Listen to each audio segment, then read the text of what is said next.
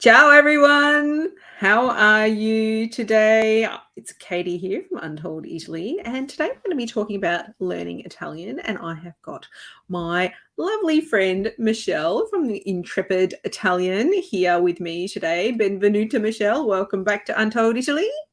Ciao, Katie. Thank you so much for having me here again. It's a real pleasure. Oh, it's always exciting to have you on the show. I love learning your tidbits for learning Italian. But before we get dive into all of that, can you let our followers know a little bit about you? Because some people might know you, but others may not. So let's hear your story and how you came to be teaching Italian.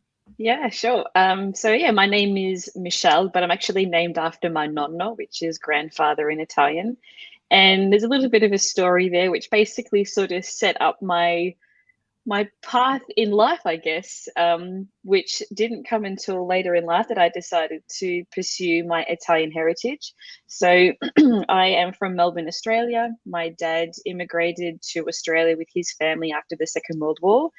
And years later, he met my mum, who's Australian, Irish, Lebanese descent, and had us three girls. And as tradition goes, you name your children after your parents in Italian culture.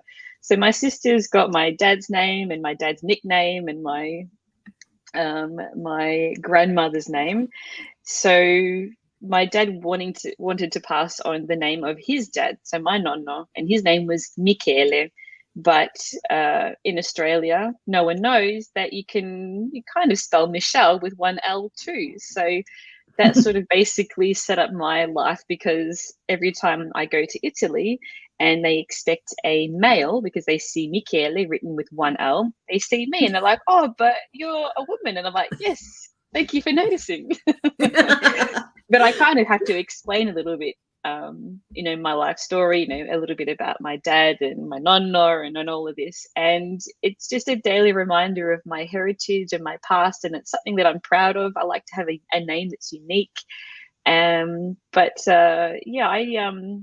Even though my dad was born in Italy and he immigrated to Australia when he was 4, he only spoke the dialect at home with his family. So he didn't go to school. He didn't learn, the grammar and all, like proper standard Italian and any of that. He spoke a dialect. So when he tried to speak Italian with my eldest sister, Vittoria, he would have heated arguments, as you do, with his parents, because his parents, who were educated in the school system, said to him, no, that's how we say it in our dialect. We're actually supposed to say it this way. And he didn't know any better and he didn't know what to do. So he just decided not to teach any of us Italian. So growing up, when I would go and visit my grandfather, because my grandmother, had passed away, I would visit my nonno, and I couldn't really communicate with him because he didn't speak English, and he lived with my auntie, my zia, and they would always speak Italian at home. So there was really no need for him to ever learn English, and he lived in the Italian community in Melbourne, Australia. So Brunswick, Carlton, massive Italian community. There was no need to really learn English. So when I spoke to him, it would be, you know, gestures and looking at my dad like, "Dad, what did he say?" And then Dad would chime in, and but it was fine for a while, but I got really frustrated as I got a little bit older. So when I was around 7, 8, 9, I started to feel embarrassed that I couldn't communicate with him. And that was a real shame, especially because I felt an extra bond with him because I did have his name and I was named after him. I could feel the affection and the love that he had towards me. He'd pinch my cheek and he'd cuddle me and he'd play like little games with me and play little tricks. And it was just, yeah, it was a really big special part of my life. And he passed away when I was 17. And it was at that point that I really decided to learn Italian. And I didn't know how to start. My natural instinct, I guess, the only way I knew how was to go to a bookstore and pick up a travel phrase guide and start flicking through the pages. And I remember lying in bed that night after I got the book and just flicking through the pages and thinking, why does that why does that word end in that way, but that word ends in that way? And there was no real explanations about the grammar, and it was just basically, here are all the phrases, memorize them. there was no way to break it down and actually, okay, this is this, and then if you do this, it's because of this. There was no real method. It was just madness.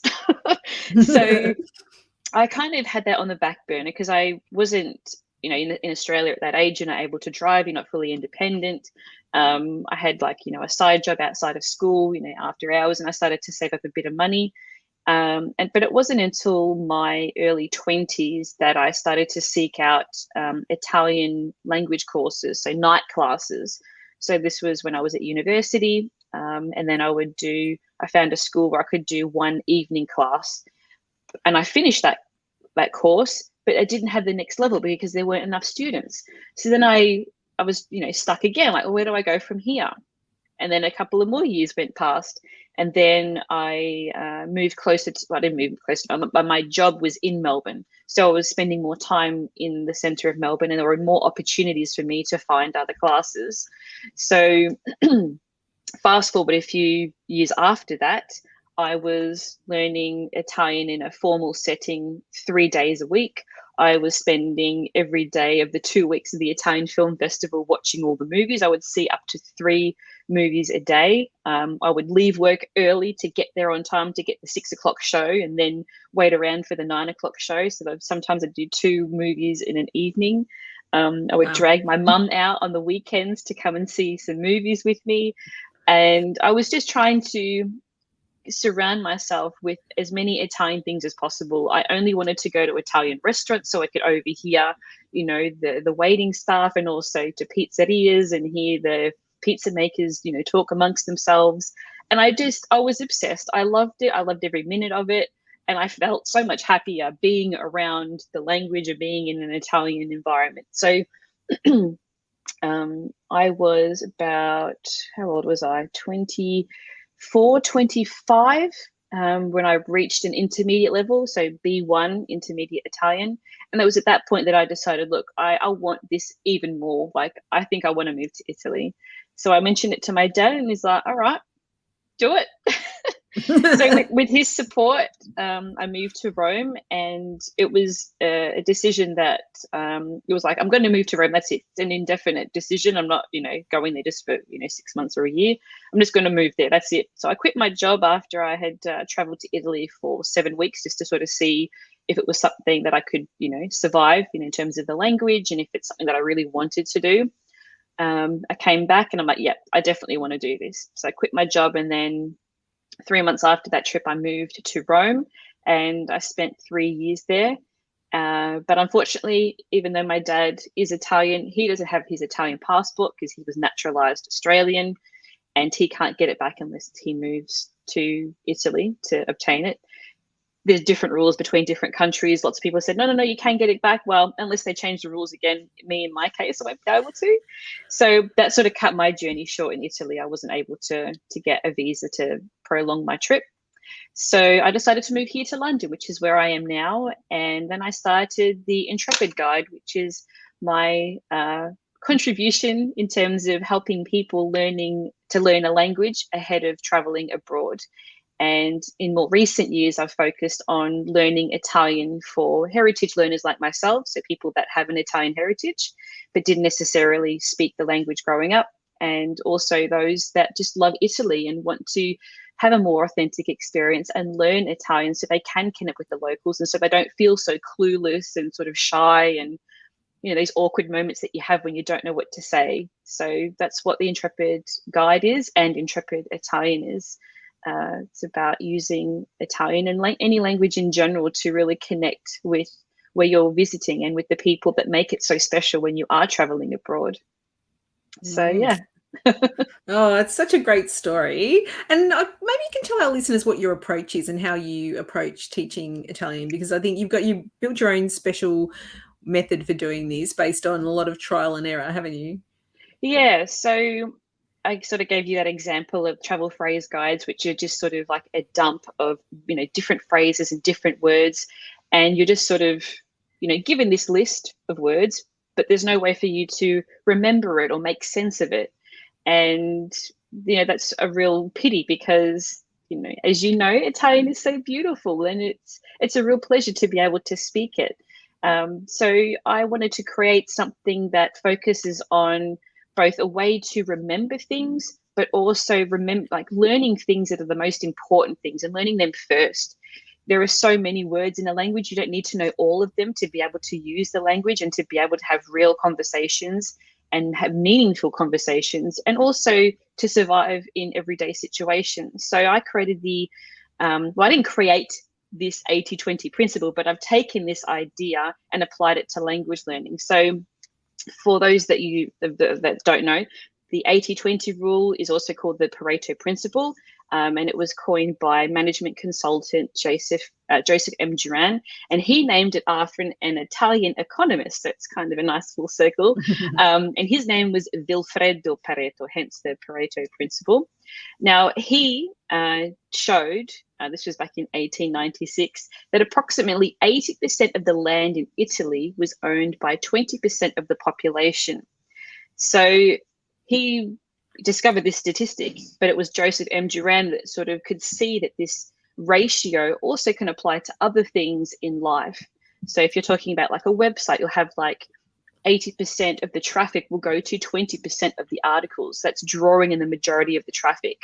And you can apply this to language learning too. So of all the words in a language, you don't need to know everything. But if you learn that top 20% of the language, you can use that to survive in 80% of the situations that you find yourself in.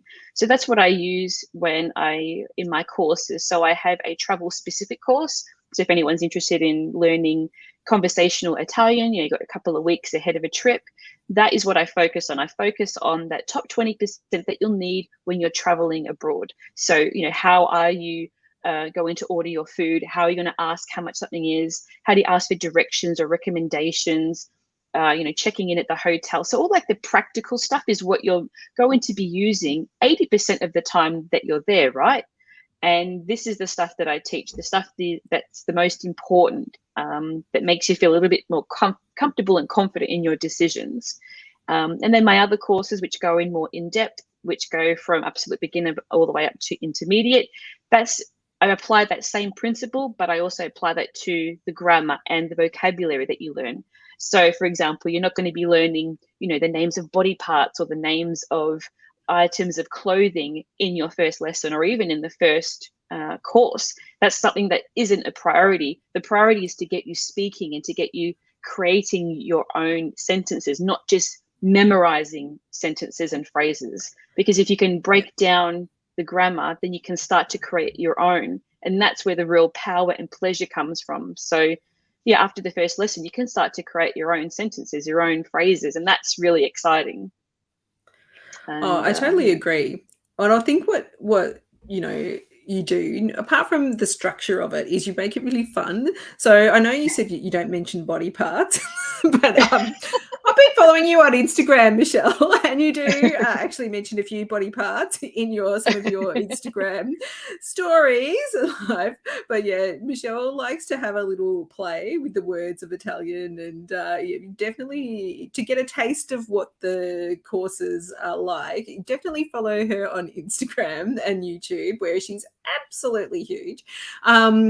So you can get an idea of the style, because I think that's also really important, not just the method, but the style, because I think you need to really connect with whoever's teaching you to have the motivation to keep going. I think that's where I've always stumbled really in my language learning, and I don't know whether that's very common, but when I've had a really fantastic teacher, I've felt so motivated to learn. I had a really amazing French teacher at school, and she sadly actually just passed away, but she was so inspiring, and she would read us French poetry, and we would learn about Rimbaud and Baudelaire, and like we were, these teenage girls just going, oh, this is fantastic. But, it really did inspire us to learn more. And what I love about your channels that you do is you do make it fun, and you do teach the little quirks of the Italian language, which is the fun kind of bits, Yeah, the difference, like penne and penne.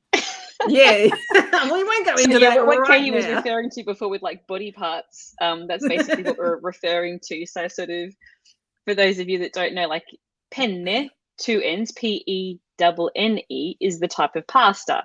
But if you don't pronounce that double N, then all of a sudden you have a male appendage. That could get really embarrassing. Really embarrassing. So yeah, that's the sort of stuff. And you have to laugh at yourself. We've all been there. I've made those mistakes too, but it's those little mishaps and those little moments where you have to have a little giggle. Those are the things that you remember, and that's a lesson in itself. And yeah, it's part of the process, and it's great fun. Oh, I love it. I love it. Now, Michele, Mm. a lot of people are heading off to Italy soon for a much longed for and delayed vacation. So I Mm. thought what we could do today is give everyone some quick tips on how they can get up to speed with Italian before they go. Are you up for that? Yes, absolutely. Let's do it. It's exciting Let's do because it's it. a good time to start traveling to Italy right now. It's good weather and beautiful. Yeah. Okay, so I'll start with the 80/20 because if you're short on time, the priority is definitely right. What am I going to be doing in Italy? What sort of things will I need to be able to say?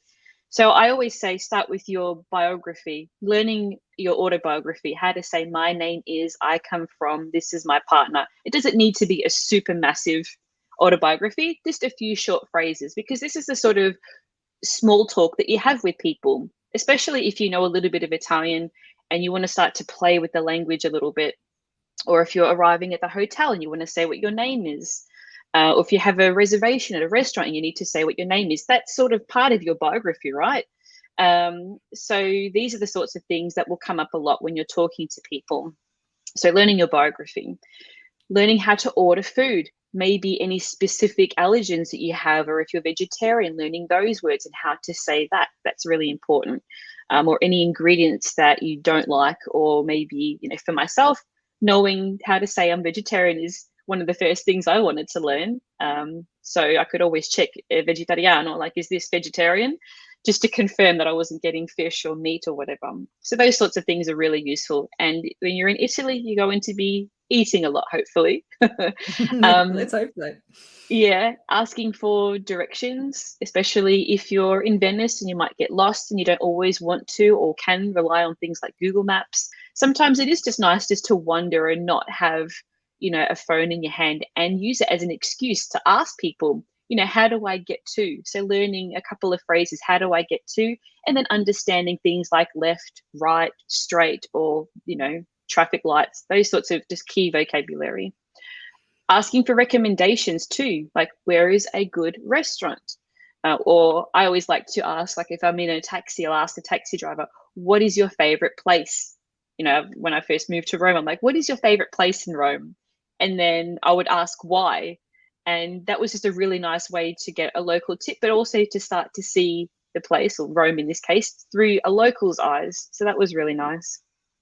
And other Mm. things too is buying things and paying for things. So if you're going shopping, for grocery shopping, or if you're out at a market, or if you're in a store, or if you're paying for your a meal in a restaurant, these are all things where you need to pay for something. So if you need to ask for the bill, so how do you say that? How do you ask if you can pay with a credit card? That's not always accepted depending on where you're going. And things like that. So those are the main areas that you can start to see that will cover you in a lot of bases. So asking how much something is, and can I pay, cash or card? So there's not too many things that you need to learn to be able to have meaningful conversations, and to be able to just, you might need to stumble your way through it, and that's fine. That's part of the process. But Italians are really understanding, and they'll help you through it, and they'll correct you, or they'll ask you again. Because, not all Italians are able to speak English. It's a very small percentage. It's around 34% that can speak English, and then a very small percentage of that are able to speak it very well. So whatever Mm. effort you make, whatever vocabulary that you're able to learn in the time that you have, will go a long way, and it's always appreciated. And who knows, you may enjoy it so much that you may want to learn it more seriously, which is what happened to me. So that's the first one, is to focus on the 20% of the vocabulary that you can use in 80% of the situations that you find yourself in. So that's the first place that I would start. I think that's really important, especially, asking for recommendations. I love this one. And understanding what they're saying back too. And taxi drivers, you know, I don't know, they do know a lot of things actually. They can be a little bit crazy, but they also can be a font of knowledge. Now, just in another podcast episode of ours, and just a few weeks ago, my friend Raffaella was telling us her top tip for getting local recommendations is to ask the carabinieri or the police. And always ask them where they go for aperitivo. Which is like, I never thought of that, but it would be good to know. And I think you should probably learn the word for sir when you're talking to the carabinieri. Yeah, no, that's great. Asking anyone that you feel comfortable speaking with, and carabinieri, they're usually sort of standing around or walking around, and yeah, that's a great tip right there for sure. It is. All right, what's your second tip? Okay, so now that we know what to learn, now we need to start to learn it and to practice it. So there are two types of learning. There is active and passive learning. So active is when you make the time, you sit down and like, right, this is what I'm focusing on. Passive learning is when you're, for example, you're washing the dishes and you're listening to a podcast, or you're driving, you're listening to something. So it's basically you're doing two things at once and you're not fully concentrating on it. So while it is nice to listen to Italian radio and listen to music or listen to Italian films, unless you're actively participating in the process of learning, it's not going to get you to where you want to be. And you need to balance, you need to have a nice mix between passive and active, with a bit more focus on the active learning. So I know all of us are strapped for time. You know, we want to be able to dedicate, yes, I'm going to spend 2 hours learning Italian today or whatever. I would advise that you take it slow. You don't need to do it 2 hours a day, every day. And that's impossible for most of us. It's impossible for me. So doing small bits every day is better than one chunk once a week. So say, for example, people that go to language lessons, you spend 90 minutes or 2 hours in a class on a Wednesday night, like I did. And then the next week you would come back and you would have forgotten everything that you did last week. And you would spend the first half an hour at least trying to catch up and trying to warm up your brain. So if you have a trip coming up in 2 weeks' time, my recommendation is that you start with, 10 to 15 minutes and just revise, say your biography, do that. And the next day you focus on ordering food and remembering the vocabulary from that. And then on the third day, you would just quickly revise those first 2 days. And then you move on to the next part, which could be remembering how to ask for directions and recommendations. So you have that compounded effect where you're constantly going back and reviewing or revising what you've learned and learning a little bit more new material. So that's the idea with that. And I hope, does that make sense in terms of making, and this is the active learning that I would focus on if you're going, if you have a trip in 2 weeks, you want to have more active and less passive learning. Yeah, I reckon I'm really good at the passive learning.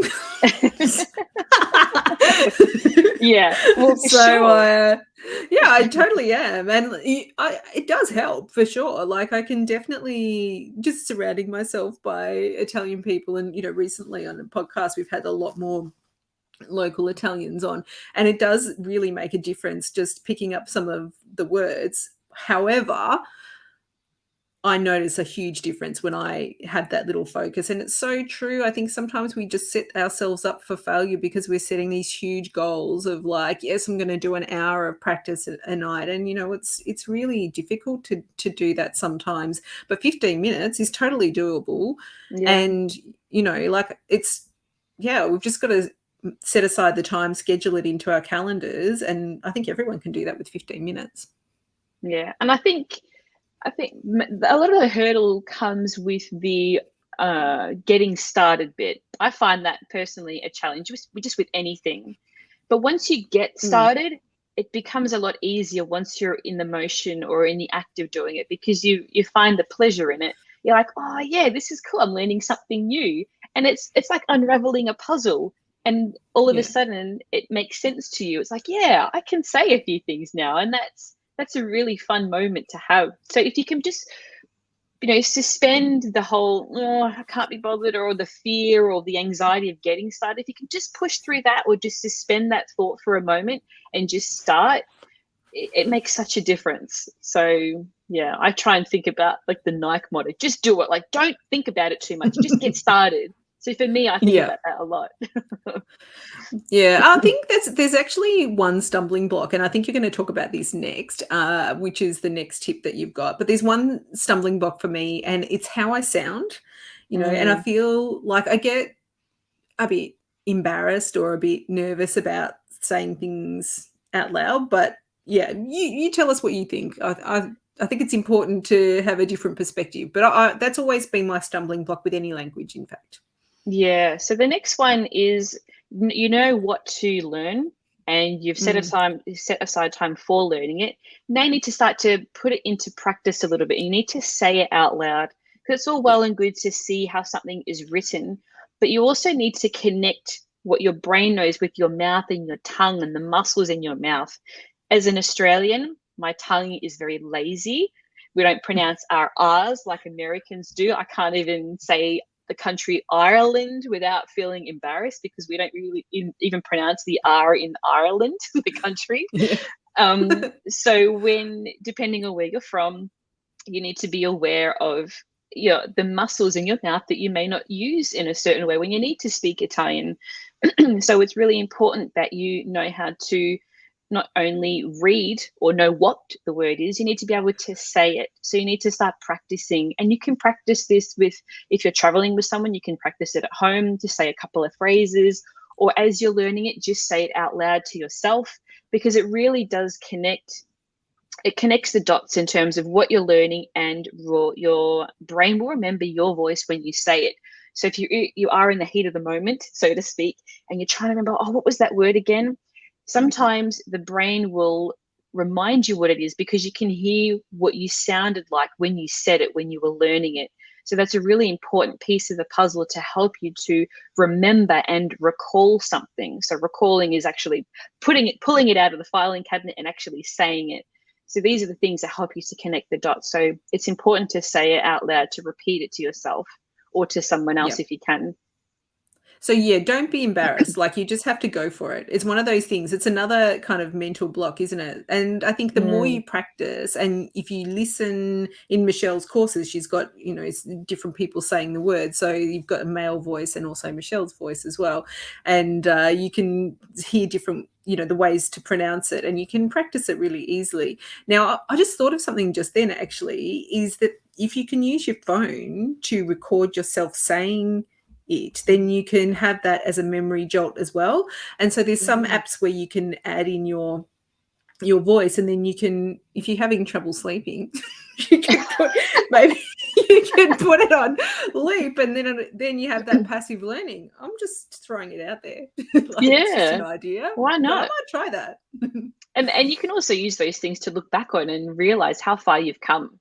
That's really good, Mm, because sometimes we forget, especially if you want to go through, a longer journey with learning a language, and you feel like you've hit a plateau. But like, well, actually go back and listen to where you were a couple of weeks ago. If you're recording yourself, that is, or flipping through your notes and like, oh yeah, that was easy. Oh, I've learned so much. Back at the time, it might have seemed really challenging. So that's a really good way to track your progress. So I highly recommend doing that too. Yeah. mm. All right. What's the next one? Number 4. Yeah, so the next one is writing things down. Now, we are so out of touch now. I feel, especially myself, we've got our laptops, we've got our tablets, we've got our phones. And a lot of the time, and I'm assuming most people would take notes on their electronic devices. And we've missed that connection now, where we're writing things down. But it's actually, there's been some studies that have shown that you remember more when you actually put pen to paper, because your brain is actively participating in interpreting and remembering that information. So often when we write it down, we're internalizing it on a deeper level than if we were just, typing it in on a Google Doc, for example.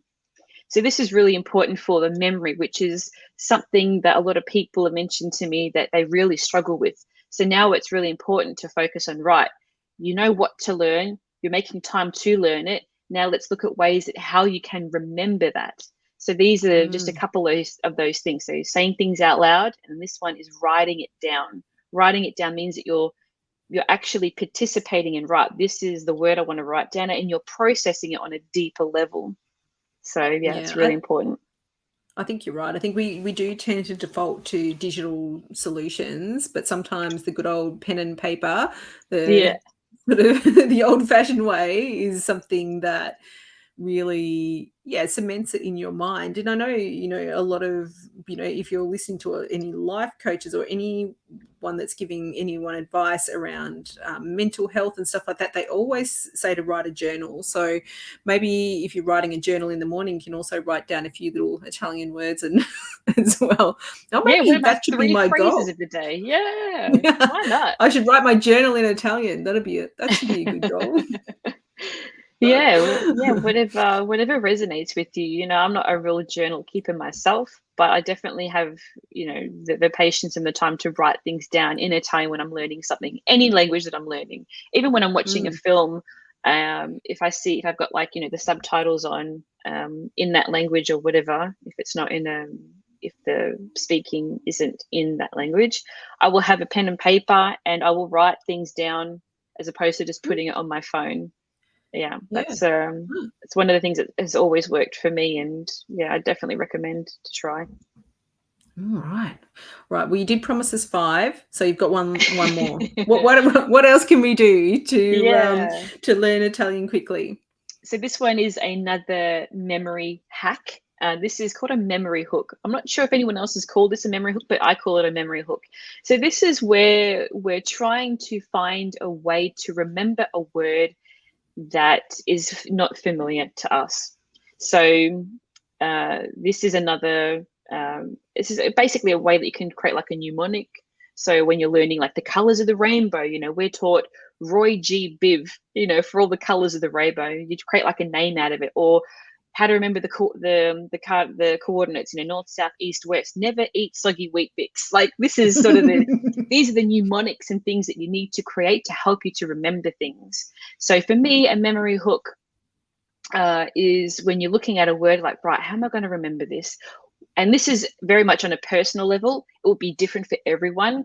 But just to give you an example, so the word for he in Italian is lui. Lui, L-U-I. Okay, how am I going to remember this? Louis, Louis. Okay, you could look at the spelling. You could look at how it, or pay attention to how it sounds. Louis. Okay, that reminds me of King Louis. The spelling's a bit different, but the pronunciation is there. And King Louis is he. He is King Louis. So that could be your memory hook. So you think of, how do you say he again? Oh, I remember Louis, King Louis. Oh, yeah. And then you sort of work backwards to what the answer is. So Louis is, for me, my memory hook is King Louis. Another one is lei. Lei, she means, well, lei means she. Lei in Italian is spelled L-E-I. Lei. How do I remember Lei? Lei, Leia, Leia, Princess Leia. Leia is she. She is Princess Leia. So these are the sorts of things that are really powerful, because you create a little story around a word. And this is a great memory tool that all like memory champions use. They will adopt mnemonic techniques to help them to remember things. So this is what I touch on, and I have a module included in my courses about how you do and how you create these memory hooks. And there is no right and wrong reason. It's basically, if it works for you, perfect. That's all it needs to do. So another phrase could be, how do I ask, how much does it cost? Quanto costa? Quanto? What does that sound like? Quanto? Quantity. Q-U-A-N-T-O. Q-U-A-N-T-O. So the first few letters are same in English. Quanto and quantity. Quanto, like how much? Quantity. Hey, what is the and then costa sounds very similar to cost. How much does it cost? Yep. So quantity costs. So you can kind of, this is the whole idea. It doesn't need to paint a complete or perfect picture. The idea is that it just jolts the memory and it's like, oh yeah, that's right. Because sometimes all you need is just a little clue or a little, indication of what the word could be, and that's where the memory hooks come in. So yeah, another memory trick for you. What if you're a visual person? Does it work like that? Like a lot of people are very Yeah. visual. Yeah. So can you sort of like have those visual associations Yeah, between the word? absolutely. Yeah, you can look at that Mm. as well. For me, it's more sound. I'm a visual learner, but for most of the time for me, it's the sound that I like to play on. But yeah, by all means, if a word looks like something that you're more familiar with, or it looks like the object itself, yeah, then absolutely, you can do that as well. I'm just thinking of those great hairstyles of Princess Leia. And as a mum of a boy Yeah, girl twin, it yeah, actually, like when you was explaining that, because I've got, a boy and a girl who are twins. So that yeah, like that's actually going to be really easy for me to remember that, because Louis sounds a bit like Luke as well. So Luke and mm, Leia. yeah, There perfect. It you doesn't need to be go. King Louis. It could be Lewis. It could be whatever resonates with you. Whatever. Someone that you know that has that name. Yeah, for sure. Okay. Oh, they're really great, Michelle. I think that's a really good start to get people kind of motivated and get ready to go. So, what should we do? Like, though, I feel like, you've made all this momentum. What do you actually do when you actually land? What happens? Like, I think some people just freeze. I know I do for a little bit. Yeah, no, absolutely. And it's so natural because you're super excited, you're anxious to get there, you hope everything goes well, but you're also like, oh, I need, want to try and remember the things that I've been learning and not be, put on the spot, so to speak. Like I said before, you just have to suspend those negative thoughts for a moment and just start, just get the ball rolling. So for me to warm up, I like to start as soon as I board the plane, depending on where you're coming from, of course, if you're getting a train from, France or wherever. But if you're, boarding a plane, usually the cabin crew, someone will speak Italian. And you'll see it by their little badge. They might have a little flag on their name tag. So you can start to practice as soon as you board the plane. It could be a simple buongiorno, or it could be grazie when they pass you your meal. It could be anything just to warm you up. And they might stop and say, "Oh, you speak Italian." And then you can say, "Oh, I know a little bit." And then you might have a little interaction there. And you might learn a new word from that interaction. You could say, "Oh, how do you say this word?" Or maybe if you're stuck on the pronunciation, you could say, "Oh, how do you pronounce that word again?" Or you can just check, "Is it pronounced this way?" And these are the sorts of interactions that will help you to build more confidence. I Mm. also like to start speaking with the immigration officers because they look so bored out of their brains. They say next, you give them your passport, you look at them, you maybe smile. I like to say, I like to greet them in Italian, and they'll look at me and they're like, "Oh," they'll see my Australian passport and they're like, "Oh, you speak Italian." And then I just start like a little interaction there. And I do this in any place that I go to, especially if I don't know the pronunciation or it's a bit tricky. And I'll ask them, "Oh, do you pronounce it this way?" And they're like, "No, no, no." Or sometimes they'll give me like, "Oh, we say it this way, but actually, if you go like 2 hours to the south, they say it this way." And then all of a sudden, you're Oh, learning more and you're getting a little bit more out of just a typical boring experience. Someone checking your passport can really turn into something that you can remember forever. Um, yeah. and that's the whole point of learning a language, right? You don't need to be perfect. You just need to have fun with it. You just need to throw it out there and see what comes back. Because those are the moments that we travel for. Those are the ones that you remember. You don't remember queuing up. You remember the person that you spoke to in that queue. Yeah. So yeah, Exactly. Oh, that's that's such all. a That's great what language is analogy. for. Yeah. Oh, yeah, I love it. I think I if you are, I mean, a lot of people might be surprised given that I'm talking a lot for my job, but, that I do get nervous when I'm talking in another language, and you do, and it's a lot of, self-talk and just saying, "Just go for it," and the beautiful thing about Italians is they just really appreciate it when you try, and that's not true of every nationality, but in Italy, they really, really appreciate it. And so you're probably going to get a big smile back, and Yeah. someone's going to help you, even from the immigration people. Yeah. And sometimes they're like, if they'll ask you where you're from, so your biography, I'm from Australia, or I am Australian, like, "Oh, I've got a cousin there," or my friend just moved there with his family. "Oh, I've got a cousin in New York," or, "Oh yeah, Yeah. I've been to Canada once." Like they'll find a way to make it feel like your family, and it's fabulous. Yeah, it's and that's Yeah. that's the feeling that we want. And I think, beyond just the beautiful sights and the culture and the history and the food even, like, it's that feeling of belonging that I think a lot of people crave when they go to Italy. And, Mm. you can certainly get that when you try and speak a little. Okay. So, Michelle, this has been fantastic. How can everyone follow you and learn some more Italian if they like the way that you teach? Yeah, sure. So I have two Instagram accounts. The one where I teach Italian and I have daily lessons is called Intrepid Italian. So that's where you can find me. I do like really short daily lessons. And, that's basically like you were saying before, they're a bit more fun and just to sort of keep it lighthearted. The bulk of, it's really hard to teach Italian in a 1 minute reel on Instagram, which is what I do. So you get like the proper structure when you join the courses. So if you want to find out more about the courses, and you can go to my website, theintrepidguide.com. And then there's a link in the navigation which has a list of all the different courses that I have. So you can choose from a travel Italian course, or you can choose from the more in-depth ones. With all the courses, they come with lifetime access, so you can learn anywhere, anytime, on any device, which means that you only pay once. You don't need to keep paying to play like you do when you go to traditional classes where you have to keep paying if you want to keep learning. These courses give you everything that you need, and it's just a matter of you finding time as and when you can to learn. So you can watch the videos themselves. You can also download the audio and listen to it as more passive learning. So if you're driving or commuting and you can't sit in front of a screen, but like I said, it's always good to have a balance between active and passive learning. So yeah, and it also comes with access to me and a private community where you can get feedback and support and ask any questions. So yeah. Oh, access to you, hey? And all your Yeah. cheeky little sayings. I love it. Yeah, well, No, it's what I important to feel like you have support and that you can ask any questions.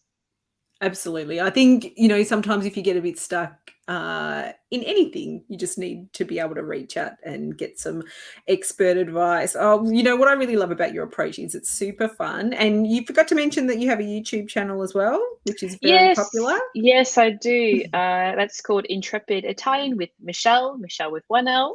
So that's where I share more in-depth lessons, and you get an idea of my teaching style, and also Italy travel video guides. So I've just posted one about my time in Venice, and so that's where you can find me there as well. Oh, she's very modest, everyone. Michelle's just won a very prestigious award for her YouTube channel. So we're very proud of her, and it's wonderful. You Thank should go you. check it out. And of course, we're going to put all of the details of how you can connect with Michelle into our show notes. And so you can get started straight away on your Italian. Grazie mille, Michelle. This has been so much fun as always. Thank you. Thank you so much, Katie. It was a real pleasure. Alla prossima. Until next time. Ciao, Michele. Alla prossima. Ciao. Ciao.